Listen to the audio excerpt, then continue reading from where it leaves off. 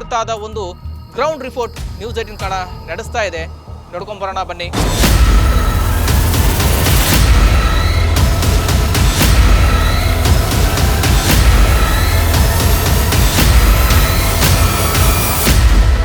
ಅತಿ ಹೆಚ್ಚು ಚಿನ್ನದ ನಿಕ್ಷೇಪಗಳು ಕೂಡ ಹೊಂದಿರುವಂತಹ ಕಪ್ಪತ್ತಗುಡ್ಡದ ಒಂದು ವಿಶೇಷಣೆ ಇದೆ.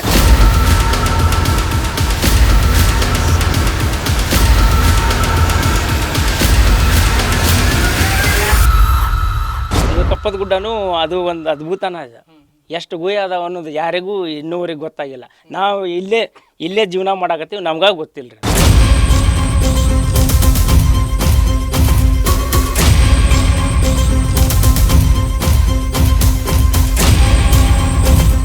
ಅವಾಗ ಹೇಳ್ತಿದ್ರು ರೀ ನಮ್ಮಲ್ಲಿ ಚಿನ್ನ ಭಾಳ ಐತಿ, ಈಗಾದರೂ ಮಳೆ ಆದ್ರೆ ಚಿನ್ನ ಜಗ್ ಸಿಗ್ತೈತಿ ನಮಗೆ.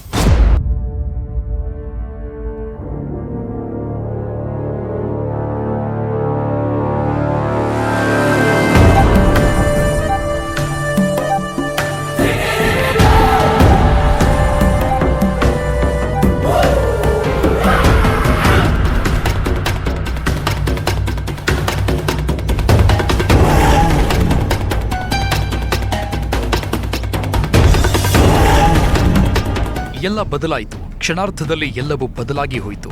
ಯಾವಾಗ ಒಬ್ಬ ಬಾಲಕ ಇಲ್ಲಿ ಚಿನ್ನ ಸಿಕ್ತು ಅಂತ ಹೇಳಿದ್ನೋ ಆಗಲೇ ಲಕ್ಕುಂಡಿಯ ಭವಿಷ್ಯನೇ ಬದಲಾಗಿ ಹೋಯಿತು. ಇಡೀ ಲಕ್ಕುಂಡಿ ಕಡೆಗೆ ಎಲ್ಲರ ಗಮನ ಹೋಯಿತು.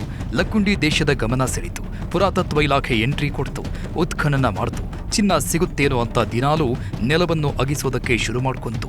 ಆದರೆ ಸಿಕ್ಕಿದ್ದು ಚಿನ್ನಕ್ಕಿಂತಲೂ ಅಮೂಲ್ಯವಾದ ವಸ್ತುಗಳು, ಬೆಲೆ ಕಟ್ಟಲಾಗದ ಐತಿಹಾಸಿಕ ಸಾಕ್ಷ್ಯಗಳು. ಇನ್ನೂ ಪುರಾತತ್ವ ಇಲಾಖೆ ಆ ಸ್ಥಳವನ್ನ ಅಗಿತಾನೇ ಇದೆ. ರಾಜ ಮಹಾರಾಜರ ಕಾಲದ ವಸ್ತುಗಳು ಸಿಗ್ತಾನೆ ಇವೆ. ಆದರೆ ಇನ್ನು ಕೆಲವರಲ್ಲಿ ಭರವಸೆ ಇದೆ, ಚಿನ್ನದ ಖಜಾನೆ ಸಿಗ್ಬಹುದು ಅನ್ನೋ ವಿಶ್ವಾಸದಲ್ಲಿ ಅಲ್ಲಿನ ಜನರಿದ್ದಾರೆ. ಆದರೆ ಇನ್ನೊಂದು ಡೌಟು ಎಲ್ಲರಿಗಿದೆ, ಲಕ್ಕುಂಡಿಯಲ್ಲಿ ಚಿನ್ನ ಸಿಕ್ಕಿದ್ದೋಕೆ, ಆದರೆ ಆ ಚಿನ್ನದ ಮೂಲ ಯಾವುದು ಅನ್ನೋದು ಎಲ್ಲರ ತಲೆ ಕೊರಿತಿದೆ. ಈ ಪ್ರಶ್ನೆಯನ್ನ ಬೆನ್ನತ್ತಿದ ನ್ಯೂಸ್ 18ಗೆ ಸಿಕ್ಕಿದ್ದು ಆ ಭಯಾನಕ ಗುಹೆಗಳು.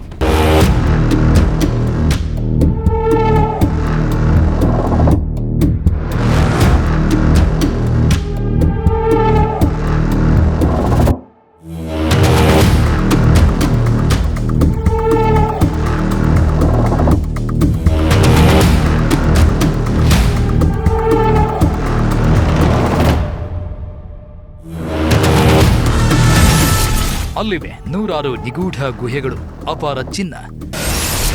ಲಕ್ಕುಂಡಿಯಲ್ಲಿ ಸಿಕ್ತಿರೋ ನಿಧಿ ಮೂಲ ಇದೇ ಭಯಾನಕ ಗುಹೆಗಳು. ಗಣಿಗಾರಿಕೆ ಮಾಡಿದ್ರು, ಕೊಳ್ಳೆ ಹೊಡೆದ್ರು, ಕರಗಿಲ್ಲ ಇಲ್ಲಿನ ಖಜಾನೆ.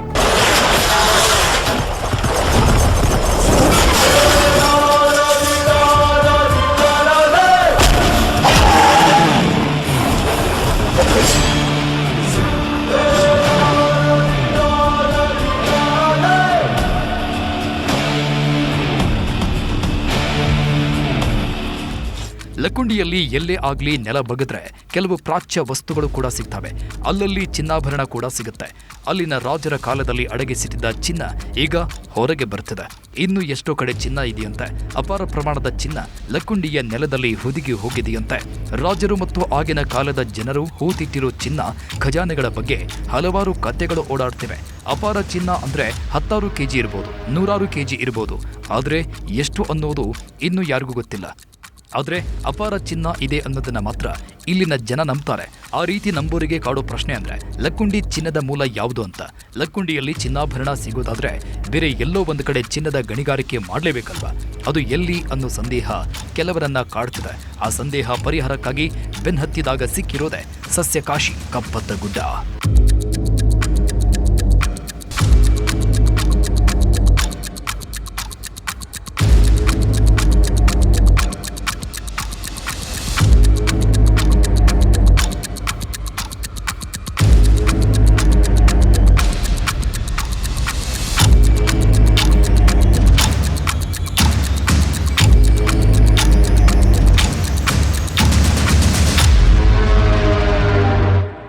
ಕಪ್ಪತ್ತಗುಡ್ಡ ಇದು ಕೇವಲ ಗುಡ್ಡ ಅಲ್ಲ, ಅತ್ಯಮೂಲ್ಯ ಔಷಧೀಯ ಸಸ್ಯಗಳ ಸ್ವರ್ಗ, ಅಪರೂಪದ ಪ್ರಾಣಿಗಳ ಆವಾಸ ಸ್ಥಾನ.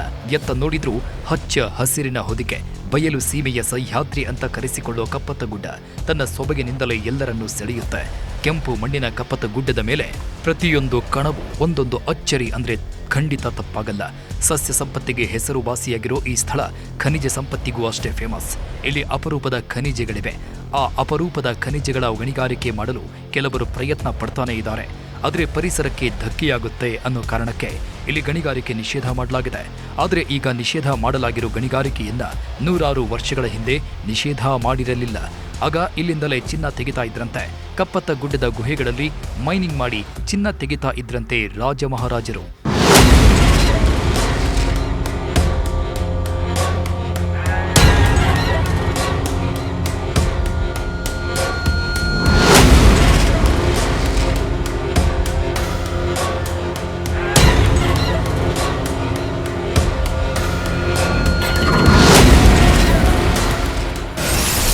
ಉತ್ತರ ಕರ್ನಾಟಕದ ಕೆಜಿಎಫ್ ಕಪ್ಪತ್ತಗುಡ್ಡ. ಕಪ್ಪತ್ತಗುಡ್ಡ ಟು ಲಕ್ಕುಂಡಿ ಹೇಗಿತ್ತು ಚಿನ್ನದ ಮಾರ್ಗ? ಎಸ್, ಕಪ್ಪತ್ತಗುಡ್ಡ ಒಂದು ಕಾಲದಲ್ಲಿ ಚಿನ್ನದ ಖಜಾನೆ ಆಗಿತ್ತು. ಕಪ್ಪತ್ತಗುಡ್ಡದಲ್ಲಿ ಅಗೆದ್ರೆ ಅಲ್ಲಿ ಚಿನ್ನದ ನಿಕ್ಷೇಪಗಳು ಸಿಗ್ತಾ ಇದ್ವು. ಅದೇ ನಿಕ್ಷೇಪಗಳನ್ನು ತಗೊಂಡು ಹೋಗಿ ಸಂಸ್ಕರಿಸಿ ಚಿನ್ನವನ್ನ ಉತ್ಪಾದನೆ ಮಾಡಲಾಗ್ತಾ ಇತ್ತು. ಅದೇ ಚಿನ್ನ ಆಭರಣಗಳಾಗಿ ಬದಲಾಗಿ ಲಕ್ಕುಂಡಿ ಸೇರ್ತಾ ಇತ್ತು. ಇದು ನಿಜವಾದ ಕತೆ. ಇದೇ ಕತೆ ಈಗ ಮತ್ತೆ ಮುನ್ನೆಲೆಗೆ ಬಂದಿದೆ. ಯಾವಾಗ ಲಕ್ಕುಂಡಿಯಲ್ಲಿ ಚಿನ್ನ ಪತ್ತೆಯಾಯ್ತೋ ಆಗಲೇ ಕಪ್ಪತ್ತಗುಡ್ಡದ ಚರ್ಚೆಯೂ ಆಗಿದೆ. ಲಕ್ಕುಂಡಿಯಲ್ಲಿ ಸಿಕ್ಕಿರೋದು 100% ಕಪ್ಪತ್ತಗುಡ್ಡದ ಚಿನ್ನ ಅಂತ ಹೇಳಲಾಗ್ತಿದೆ. ಲಕ್ಕುಂಡಿಯನ್ನು ಆಳಿದ ರಾಜರು ಕಪ್ಪತ್ತಗುಡ್ಡದಲ್ಲಿ ಮೈನಿಂಗ್ ಮಾಡಿ ಅಲ್ಲಿನ ಚಿನ್ನವನ್ನ ತೆಗೆದು ನಂತರ ಲಕ್ಕುಂಡಿಗೆ ತಗೊಂಡು ಹೋಗಿ ಅಲ್ಲಿ ಆಭರಣಗಳನ್ನಾಗಿ ತಯಾರಿಸಿ ಬಳಕೆ ಮಾಡ್ತಾ ಇದ್ರಂತೆ. ನಂತರ ತಾವೇ ತಮ್ಮ ನೆಲದಲ್ಲೇ ಆಭರಣಗಳನ್ನ ಬಚ್ಚಿಟ್ಟಿದ್ದು ಈಗ ಒಂದೊಂದೇ ಹೊರಗೆ ಬರ್ತಾ ಇದೆಯಂತೆ.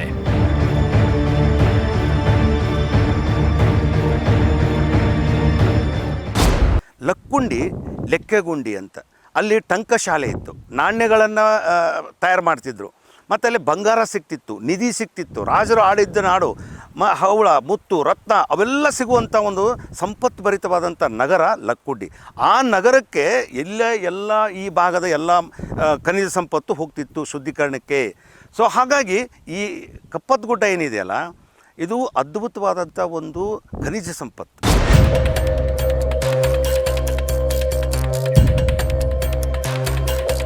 ಲಕ್ಕುಂಡಿ ಮೊದಲೇ ಗೊತ್ತಿರೋ ಹಾಗೆ ಐತಿಹಾಸಿಕವಾಗಿ ಕಲ್ಯಾಣದ ಚಾಲುಕ್ಯರ ಸ್ಥಳ, ಅತ್ಯಂತ ಪ್ರಮುಖ ವಾಣಿಜ್ಯ ಕೇಂದ್ರವಾಗಿತ್ತು. ಅಲ್ಲೇ ಇದ್ದ ಟಂಕಸಾಲೆಯಲ್ಲಿ ಚಿನ್ನದ ನಾಣ್ಯಗಳನ್ನು ಮುದ್ರಿಸಲಾಗ್ತಾ ಇತ್ತು.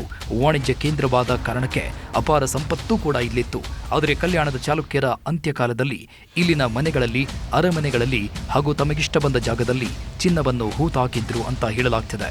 ಇದೇ ಕಾರಣಕ್ಕಾಗಿ ಲಕ್ಕುಂಡಿಯ ಬೀದಿ ಬೀದಿಗಳಲ್ಲಿ ಚಿನ್ನ ಮತ್ತು ನಿಧಿ ಅಡಗಿದೆ ಎಂಬ ನಂಬಿಕೆ ಬಲವಾಗಿದೆ. ಇಲ್ಲೊಂದು ಸ್ಪಷ್ಟವಾಗ್ತಿರೋ ವಿಚಾರ ಏನಂದ್ರೆ, ಲಕ್ಕುಂಡಿಯ ಬೀದಿ ಬೀದಿಗಳಲ್ಲಿ ಬಂದ ಚಿನ್ನ ಉತ್ಪಾದನೆಯಾಗಿದ್ದು ಅಲ್ಲಿಂದ ಕೇವಲ 25ರಿಂದ 30 ಕಿಲೋಮೀಟರ್ ದೂರ ಇರೋ ಕಪ್ಪತ್ತಗುಡ್ಡದ ನಿಗೂಢ ಗುಹೆಗಳಲ್ಲಿ.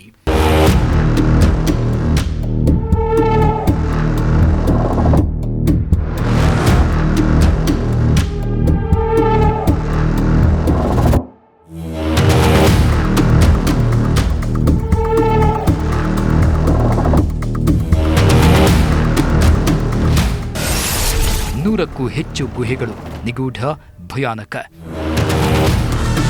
ಒಂದು ಬಾರಿ ಇದನ್ನ ನೋಡೋಕೆ ಈ ಗುಹೆ ಭಯಾನಕವಾಗಿದೆ. ಯಾವುದೋ ಕಾಲದಲ್ಲಿ ಇಲ್ಲೇನೋ ನಡೆದಿರಬಹುದು ಅಂತಾದು ಅನ್ಸುತ್ತೆ. ಇದು ಸ್ಯಾಂಪಲ್ ಮಾತ್ರ.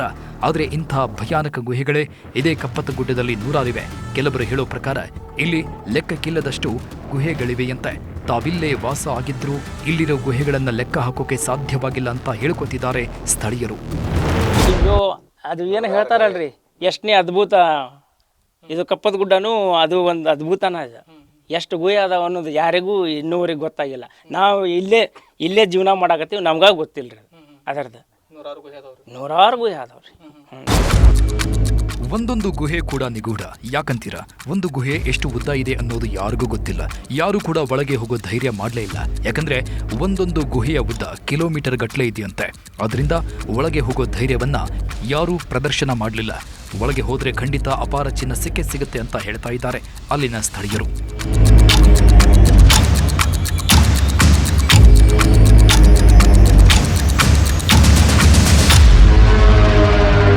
ಭಾಳ ಡೀಪ್ ಐತ್ರಿ. ಇನ್ನೂ ಒಳಗೆ ಭಾಳ ಡೀಪ್ ಐತ್ರಿ. ಕಿಲೋಮೀಟರ್ ಗಟ್ಟಲೆ ಹೋಗ್ಬೇಕು ನಾವು, ಅಂದ್ರೆ ಮಾತ್ರ ನಮಗೆ ಸಿಗಬಹುದು. ನಾವಂತೂ ಒಳಗೆ ಹೋಗಿ ನೋಡಿಲ್ರಿ. ಅವ್ರು ಮೊದಲು ದುಡ್ದಾರ ಹೇಳ್ತಾರಲ್ರಿ, ಒಳಗದವು ಅಂತ ಹೇಳ್ತಾರೆ ಅವರು. ಅದಷ್ಟೇ ನಮಗೆ ಗೊತ್ತು. ಚಲೋ ಚಿನ್ನ ರೀ. 24 ಗೋಲ್ಡ್ ಕ್ಯಾರೆಟ್ ರೀ. ಅದ ಚಿನ್ನ. ಚಿನ್ನದ ಗುಹೆಗಳು ಎಲ್ಲ ಕಡೆ ಚಿನ್ನ. ಬರೀ ಗುಹೆಗಳ ಬಗ್ಗೆನೇ ಆಯ್ತು, ಚಿನ್ನ ಎಲ್ಲಿ ಅಂತ ಕೇಳ್ತೀರಾ? ಅದನ್ನು ತೋರಿಸ್ತೀವಿ ನೋಡಿ. ಈ ಗುಹೆಯೊಳಗೆ ಹೋದ್ರೆ ಅಲ್ಲಿ ಚಿನ್ನ ಕಾಣಿಸುತ್ತೆ. ಈಗೋ ಇಲ್ಲಿ ಕಾಣಿಸ್ತಾ ಇದೆಯಲ್ಲ, ಇದೇ ಕಪ್ಪತ್ತ ಗುಡ್ಡದ ಚಿನ್ನದ ನಿಕ್ಷೇಪ. ಇದನ್ನೇ ತಗೊಂಡು ಹೋಗಿ ಬೆಳ್ಳಗೆ ಕಾಣಿಸೋ ಭಾಗವನ್ನ ತೆಗೆದು ಆ ಭಾಗವನ್ನ ರುಬ್ಬಿ ಸೋಸಿ ಚಿನ್ನವನ್ನ ತೆಗೆಯೋ ಕೆಲಸ ಮಾಡಲಾಗ್ತಾ ಇತ್ತಂತೆ. ನಂತರ ಅದನ್ನೆಲ್ಲ ಚಿನ್ನದ ಗಟ್ಟಿಗಳ ರೂಪಕ್ಕೆ ತರಲಾಗ್ತಾ ಇತ್ತಂತೆ. ಆಮೇಲೆ ಅದೇ ಗಟ್ಟಿಗಳನ್ನ ಕೆಲವರಿಗೆ ಆಭರಣಗಳಾಗಿ, ಇನ್ನೂ ಕೆಲವು ನಾಣ್ಯಗಳಾಗಿ ಸೃಷ್ಟಿಸಿ ಕೊಡ್ಲಾಗ್ತಾ ಇತ್ತಂತೆ. ಅದೆಲ್ಲ ಕೊನೆಗೆ ಸೇರ್ತಾ ಇದ್ದದ್ದು ಚಾಲುಕ್ಯರ ವ್ಯಾಪಾರ ಕೇಂದ್ರ ಲಕ್ಕುಂಡಿಗೆ. ಇದೇ ಕಪ್ಪತ್ತಗುಡ್ಡದ ಚಿನ್ನವನ್ನ ಇಟ್ಕೊಂಡೆ ವೈಭವಯುತ ಸಾಮ್ರಾಜ್ಯವನ್ನ ಕಟ್ಟಿಕೊಂಡಿದ್ರು ಕಲ್ಯಾಣದ ಚಾಲುಕ್ಯರು.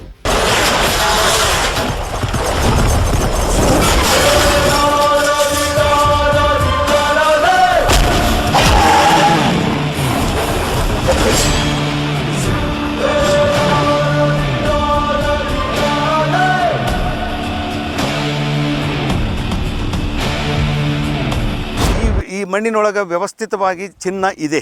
ಸೊ ಹಾಗಾಗಿ ಇಲ್ಲಿ ಅದನ್ನು ಅಗದ್ರು ತೆಗೆದ್ರು, ಇದರಲ್ಲಿ ಇರುವಂಥ ಚಿನ್ನವನ್ನು ತೊಗೊಂಡ್ರು. ಇಲ್ಲಿ ಗುಹೆಗಳು ಸುಮಾರು ಒಂದು 500ಕ್ಕಿಂತ ಹೆಚ್ಚು ಗುಹೆಗಳಿದಾವೆ. ಆ ಗುಹೆಗಳು ಅಂದರೆ ಚಿನ್ನವನ್ನು ತೆಗಿಲಿಕ್ಕೆ ಮಣ್ಣು ತೆಗೆದಂಥ ಗುಹೆಗಳು. ಆ ಒಳಮಾರ್ಗಗಳಿದ್ದಾವೆ, ಅನೇಕ ಒಳಮಾರ್ಗಗಳು. ಅದಕ್ಕೆ ನಾವು ಏನು ಸಂಪರ್ಕಕವಾಗಿ ಅವರು ತಮಗೆ ಬೇಕಾದ ರೀತಿಯಲ್ಲಿ ಅವುಗಳನ್ನು ತಗೊಳ್ತಿದ್ರು. ಸುರಂಗ ಮಾರ್ಗಗಳು ಅಂತ ಹೇಳ್ತೀವಿ. ಆ ಮಾರ್ಗಗಳಲ್ಲಿ ಹೋಗಿ ಇಲ್ಲಿಯ ಮಣ್ಣನ್ನು ತೆಗೆದು ಚಿನ್ನವನ್ನು ತಕ್ಕೊಂಡು ಅಲ್ಲೆಲ್ಲಿ ಎಷ್ಟೆಷ್ಟೇ ಈ ಚಿನ್ನವನ್ನು ಇಟ್ಕೊಳ್ತಿದ್ರು. ಇದು ಚಿನ್ನದ ಗುಹೆ. ಇಂಥ ಚಿನ್ನದ ಗುಹೆಗಳು ಕಪ್ಪತ್ತಗುಡ್ಡದಲ್ಲಿ ನೂರಾರಿದಾವೆ. ನೂರಾರು ಗುಹೆಗಳಲ್ಲೂ ಲೆಕ್ಕ ಇಡೋಕೆ ಸಾಧ್ಯವಿಲ್ಲದಷ್ಟು ಚಿನ್ನ ಇದೆ. ಲಕ್ಕುಂಡಿಯಲ್ಲಿ ವ್ಯಾಪಾರ ಕೇಂದ್ರ ಮಾಡಿಕೊಂಡಿದ್ದ ಚಾಲುಕ್ಯರು ಕಪ್ಪತ್ತಗುಡ್ಡದಲ್ಲಿ ಗಣಿಗಾರಿಕೆ ಮಾಡ್ತಾ ಇದ್ರು. ಸಾಕಷ್ಟು ಚಿನ್ನವನ್ನ ಹೊರಗೆ ತೆಗೆದಿದ್ರು. ಟನ್ಗಟ್ಟಲೆ ಚಿನ್ನವನ್ನ ಕಪ್ಪತ್ತಗುಡ್ಡದಿಂದ ಸಾಗಿಸಿದ್ರು.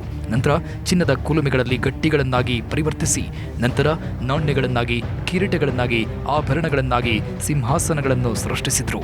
ಒಟ್ನಲ್ಲಿ ಕಲ್ಯಾಣದ ಚಾಲುಕ್ಯರ ಇತಿಹಾಸದ ಕಾಲವನ್ನು ಬಂಗಾರದ ಕಾಲವನ್ನಾಗಿಸಿತ್ತು ಇದೇ ಕಪ್ಪತ್ತಗುಡ್ಡ.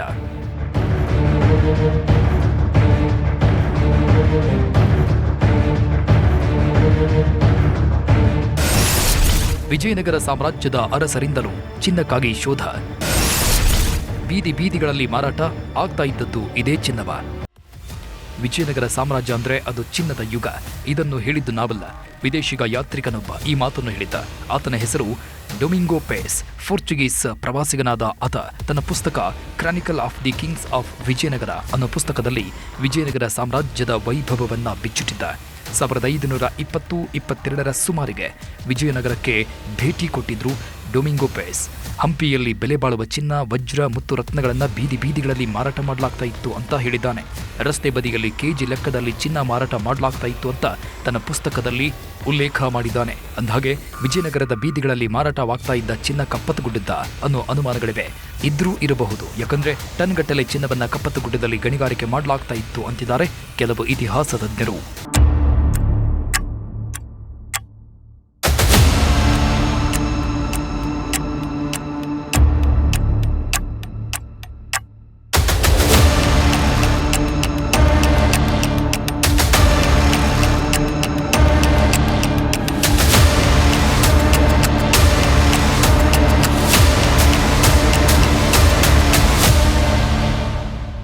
ಇದು ರಾಜ ಮಹಾರಾಜರ ಕಾಲವಾದರೆ ಬ್ರಿಟಿಷರ ಕಾಲದಲ್ಲೂ ಕೂಡ ಕಪ್ಪತ್ತಗುಡ್ಡದಲ್ಲಿ ಚಿನ್ನದ ಗಣಿಗಾರಿಕೆ ನಡೀತಾ ಇತ್ತು. ಇಲ್ಲಿರೋ ಬಂಡೆಗಳು ಮಾತ್ರ ಅಲ್ಲ, ಇಲ್ಲಿರೋ ನೀರನ್ನು ಕೂಡ ಸೋಸಿ ಬಂಗಾರ ತೆಗೆಯಲಾಗ್ತಾ ಇತ್ತಂತೆ. ಅಂದಹಾಗೆ ಕಪ್ಪತ್ತಗುಡ್ಡದಲ್ಲಿರೋ ಚಿನ್ನಕ್ಕೆ ಲಿಮಿಟ್ ಇಲ್ಲ. ಕಪ್ಪತ್ತಗುಡ್ಡದ ಪ್ರತಿಯೊಂದು ಗುಹೆ ಕೂಡ ಚಿನ್ನದ ಕಲ್ಲಿನ ಕಥೆ ಹೇಳುತ್ತೆ. ಬ್ರಿಟಿಷ್ ಅಧಿಕಾರಿಗಳು ಈ ಭಾಗದಲ್ಲಿ ಸಂಶೋಧನೆ ನಡೆಸಿದಾಗ ಇಲ್ಲಿನ ವಿಶಿಷ್ಟ ಕಲ್ಲಿನಲ್ಲಿ ಚಿನ್ನದ ಅಂಶ ಇರುವುದನ್ನು ಪತ್ತೆ ಹಚ್ಚಿದ್ರು. ಈ ಬಗ್ಗೆ ಸಂಶೋಧನೆಗಳು ಆರಂಭವಾಗಿದ್ದು ಇತಿಹಾಸಕಾರ ರಾಬರ್ಟ್ ಬ್ರೂಸ್ ಫುಟ್ ಮೊದಲ ಬಾರಿಗೆ ಇಲ್ಲಿನ ಚಿನ್ನದ ನಿಕ್ಷೇಪವನ್ನ ದೃಢಪಡಿಸಿದ್ದು. ನಂತರ ಆ ಕಲ್ಲುಗಳಿಂದ ಚಿನ್ನವನ್ನ ಹೊರತೆಗೆಯುವ ಕೆಲಸವನ್ನ ಮಾಡಿದ್ರಂತೆ ಬ್ರಿಟಿಷರು.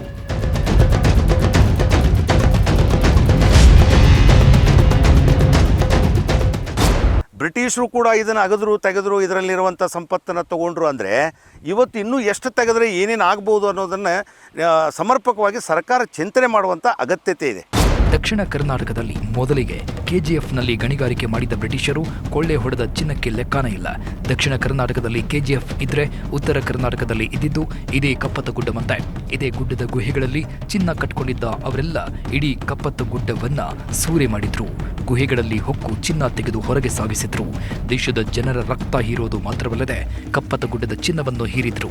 ಇಲ್ಲಿ ಅಪಾರ ಚಿನ್ನವನ್ನ ಬ್ರಿಟಿಷರು ಹೊರ ತೆಗೆಯುತ್ತಿದ್ದ ವಿಚಾರಕ್ಕೆ ಮೈಸೂರು ಮಹಾರಾಜರಿಗೂ ಕುತೂಹಲವಿತ್ತಂತೆ. ಬ್ರಿಟಿಷರ ಕಾರ್ಯವೈಖರಿಯನ್ನು ಗಮನಿಸಿದ ಮಹಾರಾಜರು ಈ ಅದಿರಿನ ಬಗ್ಗೆ ವಿಶೇಷ ಅಧ್ಯಯನ ನಡೆಸಲು ಆದೇಶ ಕೂಡ ಕೊಟ್ಟಿದ್ರಂತೆ. ಕಪ್ಪತ್ತ ಗುಡ್ಡದ ಯಾವ ಯಾವ ಗ್ರಾಮಗಳಲ್ಲಿ ಚಿನ್ನದ ನಿಕ್ಷೇಪ ದೊರೆಯಬಹುದು ಅನ್ನೋದರ ಸಂಪೂರ್ಣ ಮಾಹಿತಿಯನ್ನ ಸಂಗ್ರಹಿಸಿದ್ದರಂತೆ. ಆದರೆ ಅಷ್ಟರಲ್ಲೇ ಕಪ್ಪತ್ತ ಗುಡ್ಡದ ಮೈನಿಂಗ್ ಬ್ರಿಟಿಷರ ನಿಯಂತ್ರಣದಲ್ಲಿದ್ದ ಕಾರಣಕ್ಕೆ ಏನು ಮಾಡಲು ಸಾಧ್ಯವಾಗಿರಲಿಲ್ವಂತೆ. ಇಲ್ಲೊಂದು ಕುತೂಹಲಕಾರಿ ವಿಚಾರ ಏನು ಗೊತ್ತಾ? ಬ್ರಿಟಿಷರು ಅಷ್ಟೆಲ್ಲ ಚಿನ್ನ ಕೊಳ್ಳೆ ಹೊಡೆದ್ರು, ಕಪ್ಪತ್ತ ಗುಡ್ಡದ ಚಿನ್ನ ಕರಗಲೇ ಇಲ್ಲ. ಇನ್ನು ಅಲ್ಲಿ ಚಿನ್ನದ ನಿಕ್ಷೇಪಗಳ ಖಜಾನೆಯೇ ಇದೆ ಅಂತ ಅಲ್ಲಿನ ಜನ ನಂಬ್ತಾರೆ.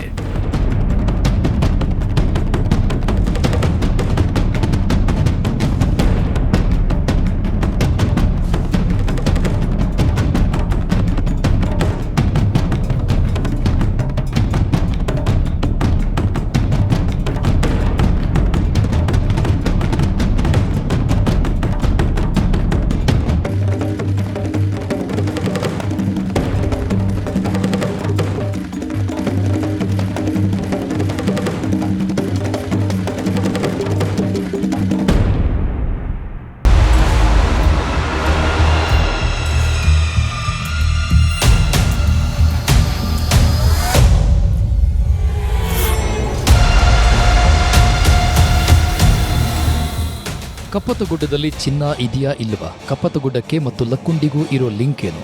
ಇದನ್ನು ಬೆನ್ನತ್ತಿತ್ತು ನ್ಯೂಸ್ 18 ಕನ್ನಡ. ಪಂಚ ಖನಿಜಗಳನ್ನು ಇಟ್ಕೊಂಡಿದ್ದ ಕಪ್ಪತ್ತಗುಡ್ಡದ ಸತ್ಯ ದರ್ಶನ ಮಾಡಿಸೋಕೆ ಹರಸಾಹಸ ಪಡ್ತು.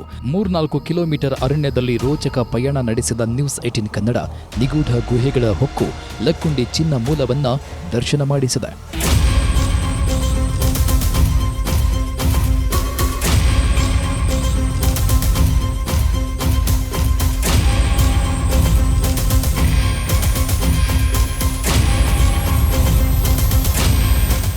ಮೊದಲು ಹೇಳಿದಂತೆ ಇಲ್ಲಿರೋದು 100 ಗುಹೆಗಳು. ಈ ಗುಹೆಗಳಲ್ಲಿ ಚಾಲುಕ್ಯರು ಮತ್ತು ವಿಜಯನಗರ ಅರಸರಿಂದ ಗಣಿಗಾರಿಕೆಯಾಗಿದ್ದು ಕೆಲವು ಪರ್ಸೆಂಟ್ ಚಿನ್ನ, ಆದರೆ ಬ್ರಿಟಿಷರಿಂದ ಲೂಟಿಯಾಗಿದ್ದು ಕೂಡ ಮತ್ತಷ್ಟು ಪರ್ಸೆಂಟ್ ಚಿನ್ನ.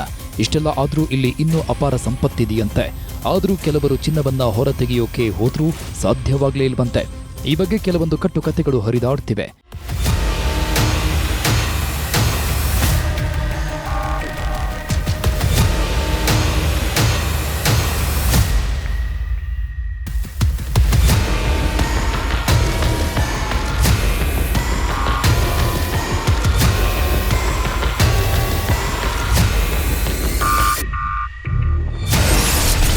ಚಿನ್ನ ತೆಗೆಯೋಕೆ ಹೋದಾಗ ಮಷಿನ್ ಸ್ಟಾರ್ಟ್ ಆಗ್ಲಿಲ್ವಂತೆ. ಕಪ್ಪತ್ತಗುಡ್ಡ ಅಂದ್ರೆ ಆ ಕಾಲದಲ್ಲಿ ಕೆಲವರಿಗೆ ಸಂಪತ್ತಿನ ಖಜಾನೆ. 4-5 ದಶಕಗಳ ಹಿಂದಿನವರೆಗೆ ಇಲ್ಲಿ ಚಿನ್ನ ತೆಗೆಯೋ ಕೆಲಸ ಆಗ್ತಾ ಇತ್ತು. ಸ್ಥಳೀಯರು ಚಿನ್ನ ತೆಗೆಯೋಕೆ ಆಗಾಗ ಇಲ್ಲಿಗೆ ಬರ್ತಾ ಇದ್ರಂತೆ. ಯುವಕರು ಒಂದೊಂದು ರಾತ್ರಿ ಕಳೆಯುತ್ತಾ ನಿಕ್ಷೇಪ ಹುಡುಕ್ತಾ ಇದ್ರಂತೆ. ಸ್ಥಳೀಯ ಯುವಕರಿಗೆ ಪಾರ್ಟ್ ಟೈಮ್ ಕೆಲಸ ಕೊಡೋ ಸ್ಥಳವಾಗಿ ಇದು ಬದಲಾಗಿತ್ತಂತೆ. 2018ರ ನಂತರ ಸರ್ಕಾರ ಚಿನ್ನದ ನಿಕ್ಷೇಪ ತೆಗೆಯುವಿಕೆಗೆ ಸಂಪೂರ್ಣ ನಿರ್ಬಂಧ ಹೇರಿದ ಪರಿಣಾಮ ಗಣಿಗಾರಿಕೆ ಸಂಪೂರ್ಣವಾಗಿ ನಿಂತೋಯ್ತು. ಆದರೆ ಗಣಿಗಾರಿಕೆ ಬಂದ್ ಆಗೋಕೆ ಮುನ್ನ ಕೆಲವರು ಮಷಿನ್ಗಳನ್ನು ತಗೊಂಡು ಕಪ್ಪತ್ತಗುಡ್ಡದ ಗುಹೆಗಳ ಬಳಿಗೆ ಹೋಗಿದ್ರಂತೆ. ಆದರೆ ಏನಾಯ್ತೋ ಏನೋ, ಅಲ್ಲಿ ಗಣಿಗಾರಿಕೆಗೆ ಬಳಸೋ ಮಷಿನ್ಗಳು ಸ್ಟಾರ್ಟ್ ಆಗಲೇ ಇಲ್ವಂತೆ. ಆದರೆ ಕಪ್ಪತ್ತಗುಡ್ಡದಿಂದ ಕೆಳಗೆ ಇಳಿದಾಗ ಮಷಿನ್ಗಳು ಆಟೋಮ್ಯಾಟಿಕ್ ಆಗಿ ಸ್ಟಾರ್ಟ್ ಆದ್ವಂತೆ. ಇಂಥದ್ದೊಂದು ಕತೆ ಬಿಚ್ಚಿಟ್ಟಿದ್ದಾರೆ ಸ್ಥಳೀಯರು. ಮೊದ್ಲ ನಮ್ಮ ತಂದೆ ತಾಯಿಯವರು ಮೊದ್ಲು ಹೇಳ್ತಿದ್ರಿ, ಆ ದೊಡ್ಡ ಗುಡ್ಡ ಐತಲ್ರಿ, ಆ ದೊಡ್ಡ ಗುಡ್ಡದಾಗ ದೊಡ್ಡ ಪ್ರಮಾಣದಾಗ ಚಿನ್ನ ಐತಂತ್ರಿ. ಅದ್ರ ಆ ಮಿಷನ್ ತೊಗೊಂಡು ಹೋದ್ರೆ ಆ ಮಿಷನ್ ಅಲ್ಲಿ ನಡಿಲಿಲ್ಲಂತ್ರಿ. ಅದು ಹಂಗೆ ಹೇಳ್ತಿದ್ರಿ. ಯಾವ ಮಿಷನ್ ತೊಗೊಂಡು ಹೋದ್ರೂ ಆ ಮಿಷನ್ ಒಟ್ಟು ಚಾಲೂನೇ ಆಗಲಿಲ್ಲಂತ್ರಿ. ಮತ್ತು ಯಾವಾಗ ಅಲ್ಲಿಂತರೂ ಅದು ಆ ಮಿಷನ್ ತೊಗೊಂಬಂದು ಕೆಳಗೆ ಬಂದು ಚಾಲೂ ಮಾಡಿದ್ರೆ ತಾನೇ ಚಾಲೂ ಆಗಿಬಿಡ್ತಂತ್ರಿ. ಅದು ಆ ದೇವ್ರ ಶಕ್ತಿ ರೀ. 13 ಕಂಪನಿಗಳು ತೆಗೆದಿದ್ದು 670 ಕೆಜಿಗೂ ಹೆಚ್ಚು ಚಿನ್ನ. ಚಿನ್ನದ ಗುಹೆಗಳ ಕಥೆಗಳು ಸ್ಥಳೀಯರಲ್ಲಿ ಇಂದಿಗೂ ಜೀವಂತವಾಗಿವೆ. ಒಬ್ಬೊಬ್ಬರನ್ನ ಕೇಳಿದ್ರೆ ಕಪ್ಪತ್ತಗುಡ್ಡದ ಬಗ್ಗೆ ಒಂದೊಂದು ಕಥೆ ಹೇಳ್ತಾರೆ. ಆ ಕಥೆಗಳು ನಿಜವೋ ಸುಳ್ಳೋ ಗೊತ್ತಿಲ್ಲ. ಆದರೆ ಗದಗ ಜಿಲ್ಲೆಯಲ್ಲಿ ಬಹಳಷ್ಟು ಕಡೆ ನಿಧಿ ನಿಕ್ಷೇಪಗಳಿದೆ, 100 ಗುಹೆಗಳಿವೆ. ಅಲ್ಲೆಲ್ಲ ಗಣಿಗಾರಿಕೆ ನಡೆಸಿ ಚಿನ್ನವನ್ನ ಸಾಗಿಸಲಾಗಿದೆ. ಕೆಲವೊಂದು ಮೂಲಗಳ ಪ್ರಕಾರ ಇತ್ತೀಚೆಗೆ ಅಂದ್ರೆ ಸ್ವಾತಂತ್ರ್ಯ ನಂತರ ಒಟ್ಟು 13 ಕಂಪನಿಗಳು ಚಿನ್ನದ ಗಣಿಗಾರಿಕೆ ನಡೆಸಿವೆ. ಸುಮಾರು 670 ಕಿಲೋಗ್ರಾಂ ಚಿನ್ನ ಉತ್ಪಾದನೆ ಮಾಡಿವೆ. Dharwad mining company, Mysuru gold mining company ಹಾಗೂ ಕಬಲಾಯಿತ ಗೋಲ್ಡ್ ಮೈನಿಂಗ್ ಕಂಪನಿಗಳು ಈ ಭಾಗದಲ್ಲಿ ಗಣಿಗಾರಿಕೆ ನಡೆಸಿದ್ದು 1990ರವರೆಗೂ ಚಿನ್ನದ ಗಣಿಗಾರಿಕೆ ನಡೆಸಲಾಗಿದೆ. ಅಪಾರ ಪ್ರಮಾಣದ ಚಿನ್ನ ಕಂಪನಿಗಳ ಪಾಲಾಗಿದೆ. ರಾಜ ಮಹಾರಾಜರ ಕಾಲದಲ್ಲಿ ಕೂಡ ಚಿನ್ನವನ್ನ ಹೊರಗೆ ತೆಗೆದಿದ್ರು. ಬೇರೆ ಬೇರೆ ಸಾಮ್ರಾಜ್ಯಗಳಿಂದ ದಾಳಿಯಾದಾಗ ಆ ಚಿನ್ನವನ್ನ ಕಪ್ಪತ್ತಗುಡ್ಡದ ಗುಹೆಗಳಲ್ಲಿ ಇಡ್ತಾ ಇದ್ರು ಅಂತಾನೂ ಹೇಳಲಾಗ್ತಾ ಇದೆ.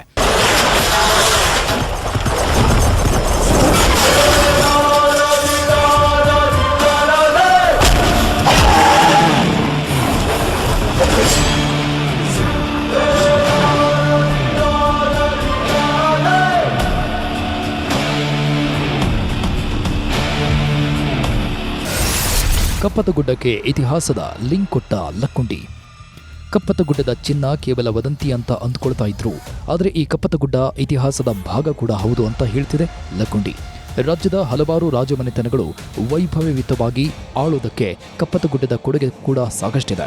ಕಪ್ಪತ್ತಗುಡ್ಡದ ಚಿನ್ನದ ನಿಕ್ಷೇಪಗಳು, ಗುಹೆಗಳು ಹಾಗೂ ಗೋಲ್ಡ್ ಮೈನ್ ಇತಿಹಾಸವು ಮತ್ತೆ ಸಾರ್ವಜನಿಕ ಗಮನಕ್ಕೆ ಸೆಳೆದಿದ್ದು ಇವುಗಳ ವೈಜ್ಞಾನಿಕ ಅಧ್ಯಯನ, ಸಂರಕ್ಷಣೆ ಮತ್ತು ಪಾರದರ್ಶಕ ನಿರ್ವಹಣೆ ಅಗತ್ಯವೆಂಬ ಮಾತುಗಳು ಬಲವಾಗುತ್ತಿವೆ. ಅಂದಹಾಗೆ ಮಹಲಿಂಗಪುರ, ಜಲ್ಲಿಗೇರಿ, ಅತ್ತಿಕಟ್ಟಿ ಗ್ರಾಮದಲ್ಲಿ ಚಿನ್ನ ನಿಕ್ಷೇಪಗಳಿದ್ದು ಅವುಗಳ ಬಗ್ಗೆ ನಿಖರ ಅಧ್ಯಯನ ಬೇಕೇ ಬೇಕು ಅನ್ನೋದು ತಜ್ಞರ ಅಭಿಪ್ರಾಯ.